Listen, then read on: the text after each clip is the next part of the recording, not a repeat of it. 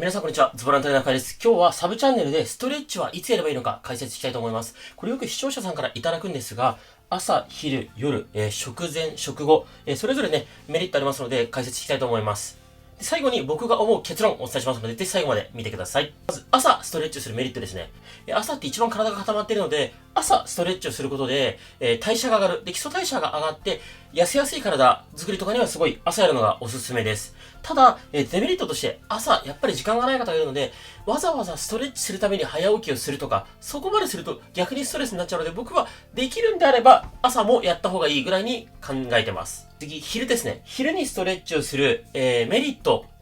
やっぱりこう仕事中だったら昼って集中力切れたりするんで、ストレッチすることで一回切り替わってね、集中力が増したりとか、肩こりとか肩こり腰痛頭痛持ちの方はそれがね、緩和されたり楽になったりとかすると思います。それが昼のメリットですね。ただ、昼のデメリットとして、やっぱり寝っ転がってやるとか、こう、開脚とかってなかなか場所的にしづらいと思うんですよ。ご自宅にいらっしゃらないとか、布団の上じゃない方もいるので。なので、それが昼にやるデメリットかなと。なので、立ったものとか、椅子に座ったものに限定されてしまうので、本当に自分の体に必要な一番効果的なストレッチができるかっていうと、場所的にできないんじゃないかっていうのが昼のデメリットだと僕は思います。で、最後に夜ですね。で、これ、夜言う前に、食前と食後、どちらがいいかって話なんですが、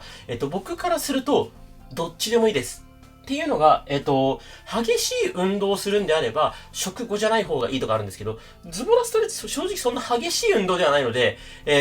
ズボラストレッチぐらいであれば、食後、本当に直後じゃなければ、別に食後でも問題ないんじゃないかなと思います。もちろん食前は全然ね、問題ないと思います。直前にやってもいいですし。で、最後に夜、ストレッチやるメリットなんですけど、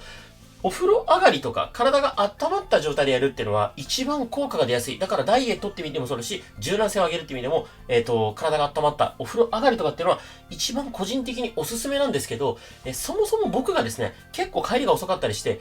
お風呂もう上がったら家族が寝てて、もうストレッチするスペースもないし、音も立てれないみたいな状況だったりします。なので、体的に一番いいのはお風呂上がりなんですけど、皆さんの生活スタイルに合った時間帯が僕は一番いいと思います。じゃ結論、いつやればいいのかっていうと、皆さんが習慣化できる時間にやるといいと思います。わかりやすい例だと、朝が習慣化しやすい視聴者さん、ずっと前にね、動画で紹介したことがあるんですけども、その方は、もう朝起きたらズボラストレッチを2本やってから、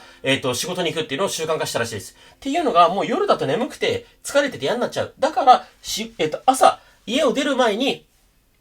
必ずズボラストレッチをやる。それでダイエット成功した方もいます。ただ逆に、その時間すらも取れないって方もいるので、逆に夜のがね、夜型だから元気だから夜のがやりやすいって方もいると思います。なのでここは自分が一番精神的、あとはまあ時間的、肉体的にも負担がない時間帯をね、自分で見つけてやっていただければと思います。最後にですね、筋膜ローラーを使った動画、今後、ご紹介していこうかなと思って迷ってて、何種類か買ってみて、いろいろメニューを考えてるんですが、そもそも筋膜ローラー持ってる方いるのかな、そもそも筋膜ローラーの動画見たいのかなって僕すごい不安なので、興味あるかどうかね、コメントで教えていただけるとすごい助かります。で、こんな感じでサブチャンネルもどんどん更新していきますので、素朴な疑問とか質問ね、サブチャンネルでどんどん答えていければと思いますので、リクエストあればね、コメントいただければと思います。あとは、ボイシーも最近始めたので、概要欄貼っておきます。ぜひね、ボイシーでラジオも聞いていただければと思います。で、今日メインチャンネル投稿しましたので、概要欄にそれも貼っておきます。この後続けてやっていただければと思います。もしこの動画が良ければ、サブチャンネルもチャンネル登録と、あと高評価いただけると、すっごく励みになります。これからもね、一緒に頑張りましょう。